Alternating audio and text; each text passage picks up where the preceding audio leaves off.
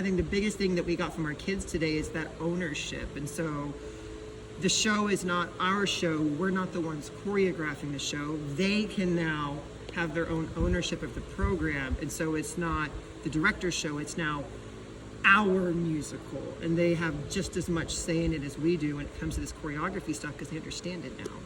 So my favorite thing that you did with them was when you were shaping yesterday and you were teaching them the shapes and how to make those shapes with their bodies and how you don't have to just stand there and be in a line. Like there's different shapes like squares and stars and triangles and circles and how those are beautiful on stage.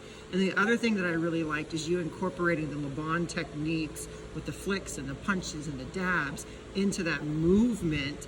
That way when they're on stage, they have other things to do, because the main things we hear from high school actors are, what do I do with my hands? How do I stand?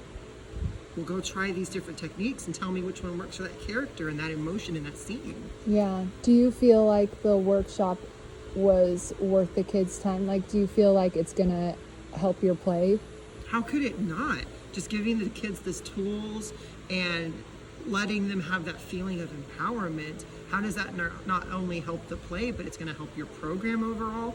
It's going to help your kids' self-esteem overall, because once it's theirs and it's not the directors telling them what to do, they own it now. It's theirs. I think the biggest problems that we have with our students is just the inexperience. Since this is year 3 of the school, we've never done a full-length musical with these kids ever. And we have kids that do community theater, but all they do are the junior shows. And so they don't have that experience of a full-length show or not doing choreography that's real simple junior choreography.